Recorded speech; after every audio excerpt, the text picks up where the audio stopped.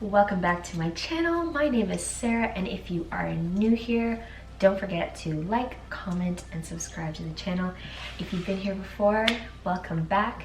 In today's video, I am talking about conflict resolution for business owners, entrepreneurs, whether you're service-based, product-based, whatever. These great tips, 10 great tips, will apply to you, and I guarantee that if you use these things in your business regularly, you will avoid conflict, and when conflict does arise, you can turn disgruntled clients or customers into repeat business and raving fans. So if you're interested, keep watching.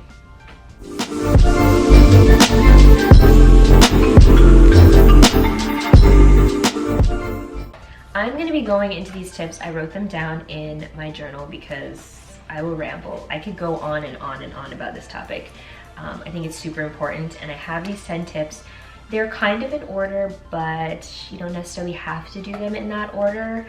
And at the end of the 10 tips, I will give you a real world example of how I use these very things that I'm telling you about to turn a new client into now a repeat customer client who has not only been coming to me every 2 weeks for the last 8 months, but this client also refers people to me as well. So this is not just hearsay, this stuff works. So let's jump right into it. This is also gonna be a part, the first video in a part of a series. I wanna find a fancy name for it. I gotta still work on it, but for now, the series is called How to Run a Business or How to Run a Successful Business. Either way, it's one out of many videos that I will be putting together. So let's jump right into it. Tip number 1, set expectations. No matter what kind of business you do, whether you're a hairstylist, a massage therapist, a realtor, an accountant, whatever, you need to set expectations for when people are doing business with you. Your clients, even though it's the first time they're seeing you, yes, maybe they have had these services done in other places, but they've never done it with you. So the first time you're working with a client, it is important to set the expectations. And what do I mean by this? I specifically mean, and I mentioned this in a Facebook Live I did last week, I mean that when your clients, from the moment they book an appointment with you, all of that, they should know what they're gonna get, what to expect during your service, or how they're gonna interact with you online, whether it's like a virtual type of business. For me, service-based business, my clients know exactly what to expect when they come to my studio. They know what to expect during the treatment because I talk to them extensively before they even get on the table. They also know what to expect after their treatment. It's super important because even though most of my clients have had a massage before, they've never had one with me. And like I said, you need to set the expectation, because if a person knows what they're getting before they pay you, you are less likely to run into conflict afterwards. Tip number 2, check in, follow up with your clients. Every single new client you have, you should have some kind of system where you follow up with them. I'm always gonna go back to me and my examples. I check in with my clients 2 days after their first appointment, just to see how they're feeling, check to see if they're still feeling sore, how the treatment went, and also to rebook them for a follow-up treatment if we didn't already do that when they finished their appointment with me the last time. This gives your client an opportunity to tell you things, and because it's not as invasive as calling them on the phone, I text them.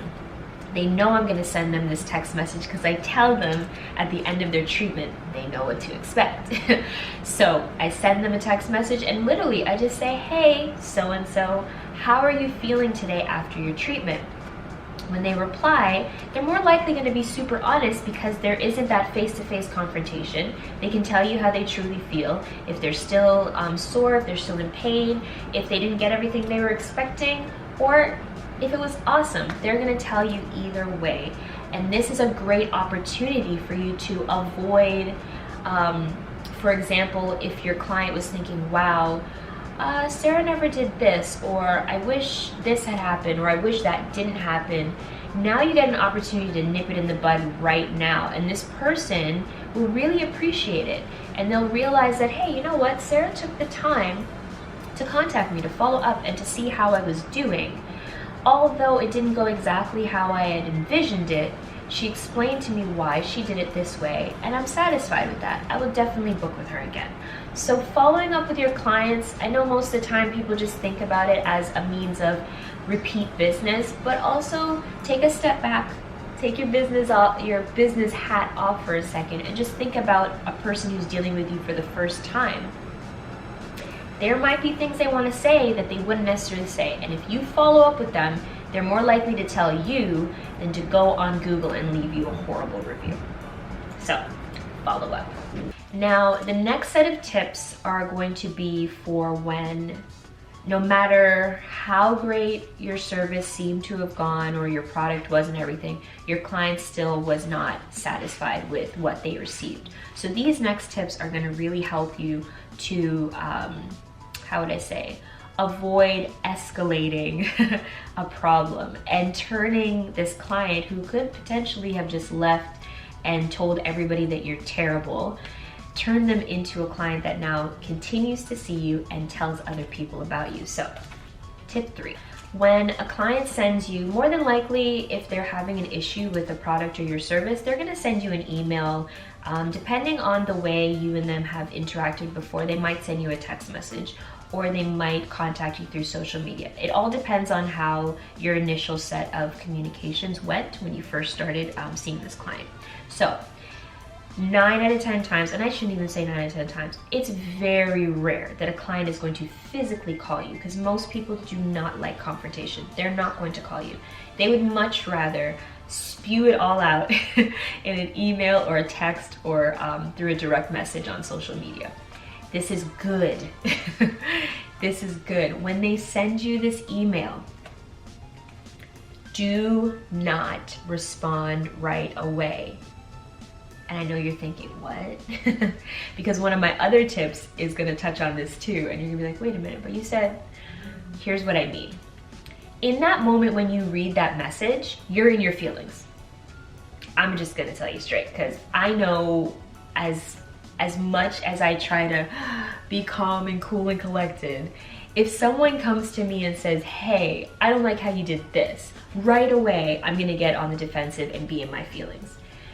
This is not the place you want to resolve conflict from, because 9 out of 10 times, you're gonna write something that you shouldn't have wrote, or you're gonna write it in a way that's gonna highly offend a person or something that you literally avoid. So when I say do not respond right away, here's what I'm gonna tell you to do. When you get the email or the communication, read it, no problem. Read it, but don't immediately text them back or email them back. Wait.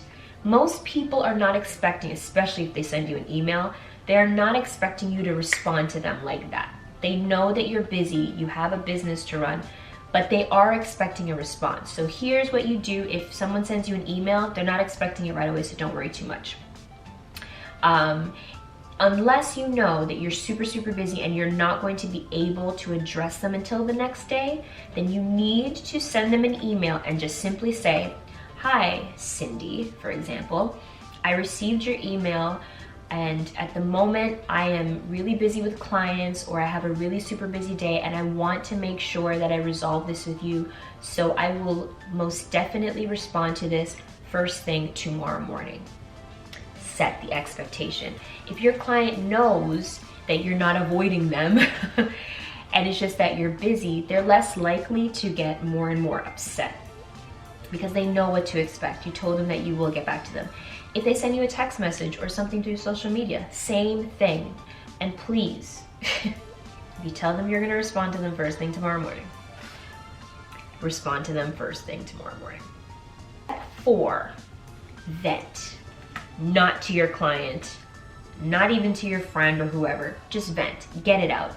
So read the message and say all the things you want to say to your client. Just say it out loud. Just like, for example, say that your client says, you know what, I didn't really like the service for me. Let's just say someone said, you know, the pressure was too light or whatever the case may be. Here's something that I might say. Really? The pressure was too light? I asked you. I specifically asked you to tell me if you need less pressure, if you need more pressure. You didn't say anything. I even checked in with you and said, hey, would you like more pressure or less pressure? And you said, no, it's good, I'm great. Get it all out. Say all the things that you're feeling, get it out. You're entitled to feel the way you feel, just like how your client is entitled to feel the way they feel.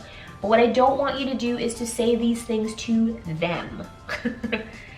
They're not going to receive it properly. It doesn't make the situation any better, so don't even mention it. Say it to yourself. Get it out of your system. So vent, let it out, so that when you go into the next step that I'm going to tell you, you don't put this in your email or your text message. So step 4 is vent. Get it out alone, one-on-one with yourself. Don't say this to the client. Step 5. Now, you've gotten everything out. You've composed yourself. You are now about to respond to this client. Now is your time to actually respond. When you craft the message, before you send it, read it out loud. Listen to the words that you're saying to this person.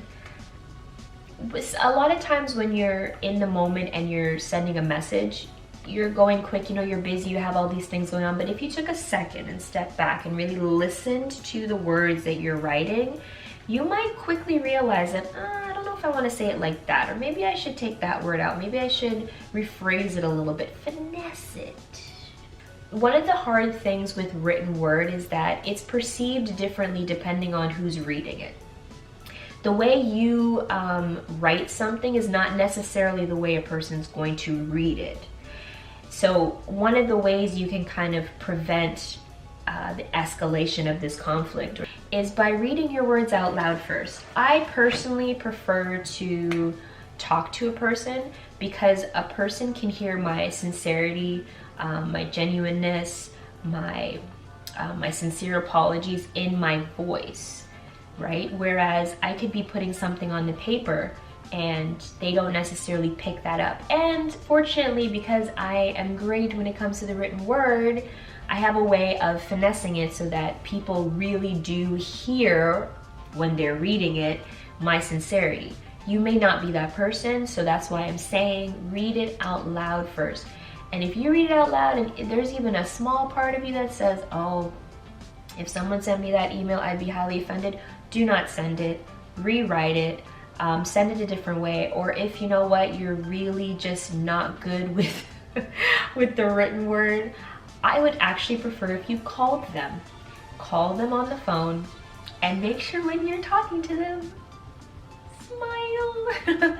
A smile goes a long way. If you smile while you're talking to a person on the phone, they hear that. You sound pleasant. You don't sound confrontational. Keep that in mind. Tip number 6, and this is a really important one. You need to put your pride or your ego aside, okay? Put yourself in the client's shoes. Understand that, yeah, it might feel like they're attacking you personally, but they're not. And yes, I know some of you are gonna come for me and say, yeah, well, some of them are. Maybe they are, but still, you have to think about it from the client's perspective.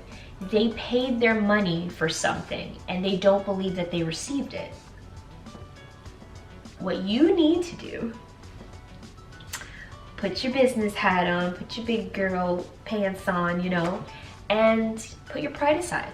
And just ask yourself, okay, if I paid someone money to do the same service that this person got from me and I wasn't satisfied with it, how would I want them to respond to me? Would I want them to be understanding of how I feel? Would I want them to rectify it as soon as possible? Like, what would I want? Put yourself in that person's shoes. I feel like it's hard sometimes because, you know, this is your business, it's your baby, you love it, and it's like a parent. If someone attacks your child, oh, fists are out. You're ready to fight, but you need to put the fists down.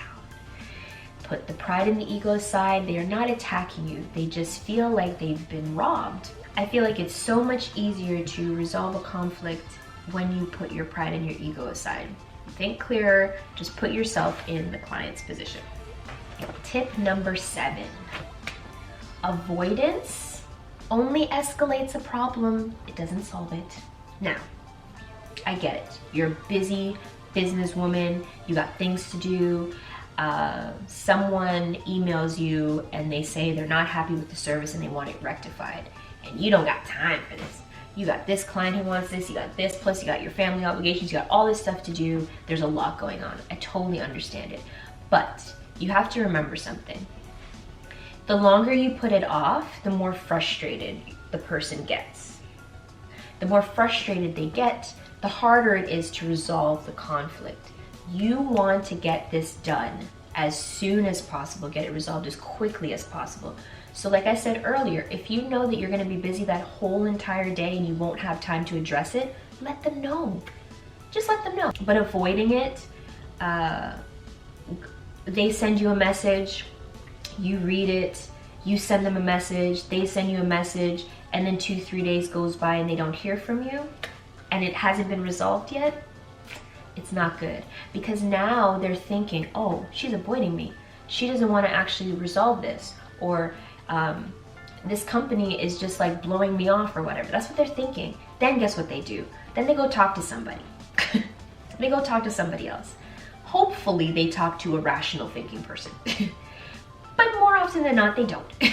And that person just riles them up even more. Like, oh, she's not gonna pay attention to you. And oh, see, when you give them their money, it's all good and everything. Everybody's nice when they're getting the money. But now that they got the money, they don't care anymore. These are the conversations that they're having with people. The conversations that they're even having with themselves. And they're getting more frustrated and more angry. And the last thing you want them to do is hop on social media abruptly and blast your business because they're having a horrible experience with you. So do not avoid it. Do not avoid it. It does not get better. Nip it in the bud, sort it out. The quicker you can resolve the conflict, the better it is for everyone. Tip number 8, find a common ground. Because now at this point, you've probably been going back and forth. Maybe the client wants a refund, or maybe they want you to reimburse them in some sort of way with your time, whatever. Or maybe they want something free, who knows. But find a common ground and remember, like I said before, to put yourself in the place of the client. How would you want a business to treat you if this was you? It's easy to say, oh, the client's being difficult, but if it were you dealing with a company and this is how they were interacting with you, would you be having a good experience? So find a common ground. Most people, if you talk to them, you'll be able to find a common ground. And to me, honestly, having someone walking around every time they see my name or someone mentions my name and they have something negative to say doesn't do anything good for my business. And apart from that, it doesn't sit well with me to know that someone spent their money with me and they don't feel like, not even that they didn't get what they expected, like they literally feel like they were ripped off. It's my duty at that point to make sure that they don't feel that way, because I don't feel comfortable taking someone's money if they don't feel like they received value in return, because I'm a firm believer and it has to be an equal exchange. Part of the reason for coming to a common ground is because it's good karma, first of all. You don't want to be known or someone to tell people that, yeah, they were all nice to me in the beginning, they were all nice to me when I booked the appointment and when I was giving them my money, but then when there was an issue, all that niceness went out the window. You don't want that, because that's a character thing. And it's one thing to have a product or a service that someone just doesn't like, but now when your character is coming into it, the way you're dealing with them more so than the service itself is coming up, then you have a problem. Because now it's not just that particular service that's at jeopardy. People in general might not want to work with you because of that. Find a common ground. People are, how would I say, more understanding than you think, but you have to talk to them with respect and treat them the way you'd want someone to treat you. You can find a common ground. 9 out of 10 times you can find a common ground. And this leads me into tip number 9, I think I'm on. Tip number 9, if you cannot find a common ground and you really feel like this person is just trying to rip you off or get something free or whatever the case may be, this might be the time when you have to just stand your ground and be firm. But here's the thing, if you followed all these tips prior to and you're standing your ground and being firm in the end, even though you and them may never do business together again, they're probably not going to go around slandering your name or telling people that they got ripped off or whatever the case may be, because you handled them properly. If from the get-go you set realistic expectations, so you can come back to them and say, hey, I'm sorry if you, I'm sorry, not if, I'm sorry that you feel like you didn't get the service that you paid for. During our initial time together before the service was performed, the following was explained, and Again, each of your businesses is different, so it may depend on what you say to your clients before you actually do a service with them. And if you had set a certain expectation from the beginning and they agreed to it, and then afterwards they're experiencing that but they're not happy, you can go back and reiterate the fact that you did mention that this could happen or this may possibly happen, and they can't deny that, right? They could try, but they can't. So if at the end of the day they're being really unrealistic and you have to stand your ground, make sure you're standing your ground from a place of professionalism. You were professional with them from the jump. So now when you're blatantly telling them, no, I cannot give you a refund, or no, I cannot give you a free service, or whatever the case may be, you can leave that interaction knowing that you did provide the service that you promised, you did it in the best of integrity, you did it with professionalism, and you handled the conflict in the best possible way you could. This person may be just trying to take advantage. You do have people out there like that, so I'm not going to sit there and pretend like every single person that has a conflict with you is coming from a good place. No, but there's a way to handle all of these situations, and if you handle it right from the start, you're less likely to have this issue down the line. So keep that in mind. And the final tip, you guys might not like this tip that much, but it is what it is. Sometimes you just have to cut your losses. There are times, and for me, I kind of trust my intuition when it comes to it. There are times when it's rare, but I have to bite the bullet. I have to decide, okay, what will work for the client and for me in the sense of making sure they feel like they weren't ripped off. Doesn't mean I gotta give them extra time. Doesn't mean I have to give them a partial refund or whatever the case may be. I've never really been in a position where I've needed to give someone a refund because what they're paying for is my time. So I've never really been in that position so much. But I have had to, for example, say, okay, you know what? You, for example, say that you wanted me to spend more time on this area or whatever, and I didn't do that. So here's what I'll do. Your next treatment, I'll add an extra 15 minutes on top of whatever, free of charge, and I'll make sure I spend that extra time to do that. So it's little things, people. And I said this before. Sometimes it's a very little gesture that goes a long way with people. Just the fact that you are trying to sort the situation out, to resolve it, goes a really long way. I told you I was going to give you a real world example. I had a client that started seeing me at the end of June of this year, and one of the things I do, I follow up with my clients outside of just the 2-day follow-up. I also do monthly follow-ups. I will go into that in the next video on how to keep clients coming back over and over and over. Repeat business, you know. So basically this client had come to see me 3 times.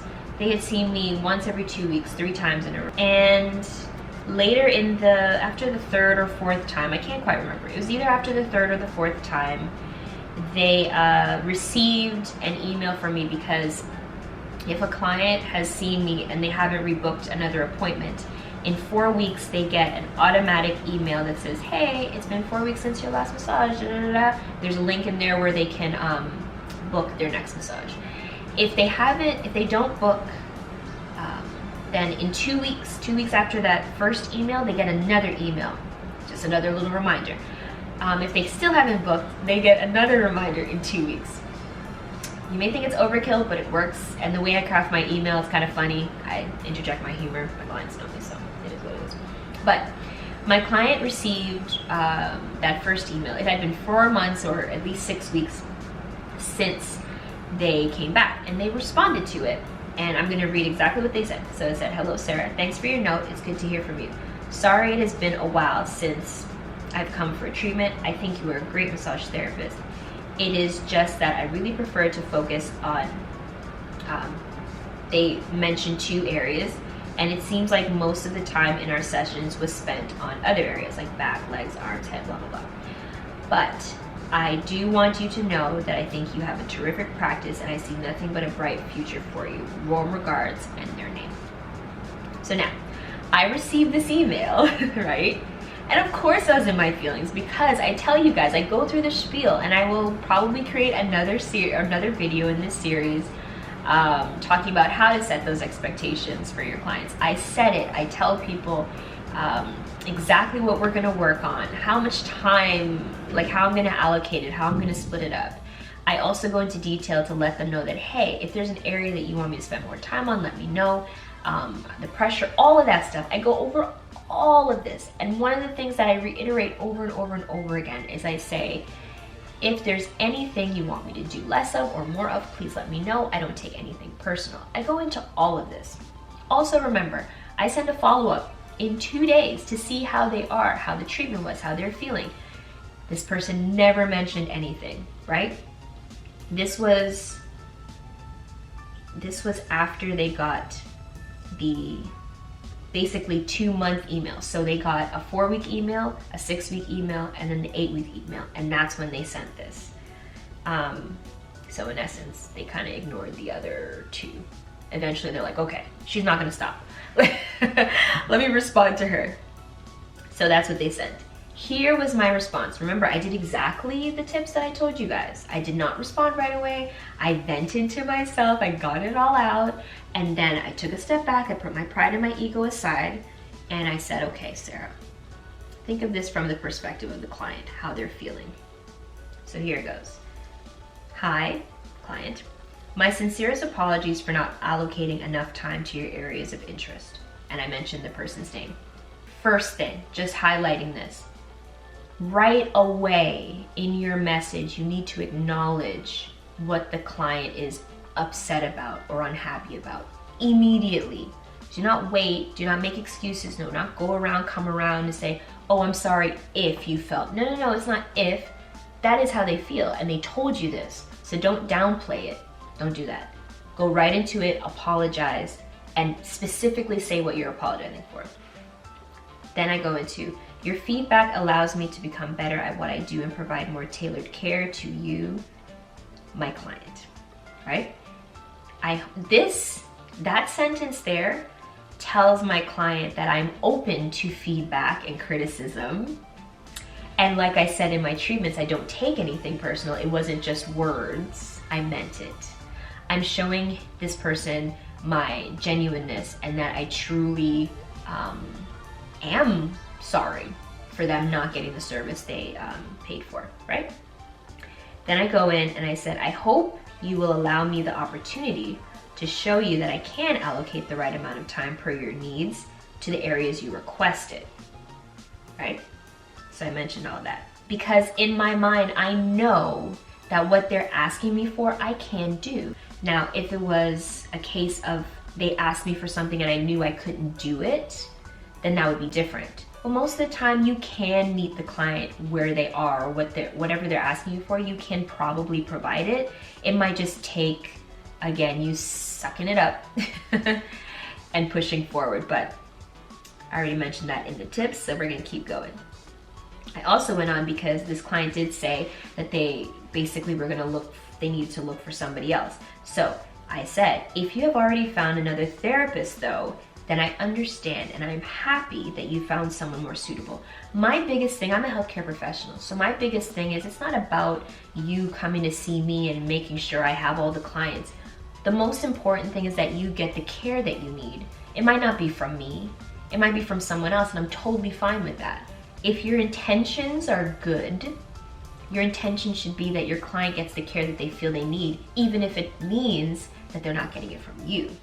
Okay, so then I go in and I say, that ultimately is the most important thing to me. If I don't see you again, I just want to thank you for your business as well as your encouragement and kind words. All the best. That's what I said. I'm acknowledging the fact that this person said that they want to continue to see me. It's just because of this one little thing. And if I let my pride get to me or my ego, I could have messed that up. But wait, here we go. So they responded, "Hi, Sarah. Thanks so much for your note. No, I definitely have not seen another therapist and I definitely would like to book an appointment with you. They mentioned that they're traveling next week, but we'll book something for when..." Oh, come on. Sorry. They're traveling next week and they will book something for when they're back. Look forward to seeing you soon. Now, this could go one of two ways. They could just be saying that and they don't book anything. But I could tell the genuineness from this person's message, so I knew that they were eventually gonna book, okay? So I responded back and I said, "Great, safe travels, see you next week." Since then, this client has been continuing to see me every 2 weeks since that conversation we had mid-October, yeah. They've been coming to see me every 2 weeks. I just literally saw this client like last week, and after I saw them, they went online and booked their next like 6 appointments. I'm not trying to brag or boast about anything, but this client is bringing in an extra $300 for me every single month. I tell you this because you may be looking at this client thinking, "Oh, whatever, I already got their money, I don't care how they feel, blah, blah, blah. They're just being extra or whatever. They're just looking for something." But that person, even if you could easily turn them around, they could be a loyal, long-time client for you. Plus, they're gonna tell people about their experience from like this exceptional place because they had a great experience with you. That experience wasn't so great. You sorted it out and now they're moving forward with you. You could totally change it around. And now when someone mentions their business or your business and that person's around, they're gonna be like, "Yeah, deal with her or deal with him. They're great. They stand by their word, great service, great everything." And on top of that, even if this person ends up never seeing you again, I'm telling you right now, they will remember this experience. I have clients that have only come to see me one time or twice.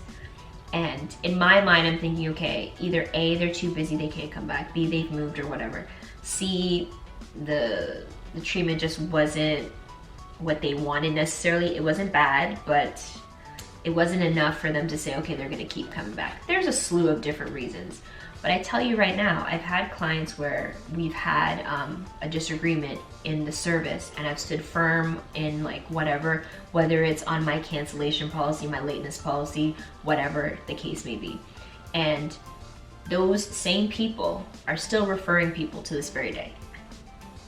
When I get a new client and I see that so-and-so, who I haven't seen in years, is still referring people to me. People remember. It's like the saying goes, a person will forget what you said. They'll forget what you did, but they will never forget how you made them feel. So on that note, I'm wrapping up the very first video of our business series. I hope that you enjoyed it. Please like, comment, share. Comment below and let me know what's your business. Are you gonna implement any of these tips? Right? And I hope you enjoyed it. Like I said, don't forget to subscribe. Hit that notification bell so that you don't miss out on any uploads. These business series videos will be going out every single week, so you want to be on top of that. And go ahead and follow me on social media. All the details will be somewhere around here. It was so great talking with you guys. Have a great day, great night, great weekend, wherever you are, whatever you're doing. Today is actually New Year's Eve, so happy New Year's when it comes, guys. And I will see you in the next video. Bye.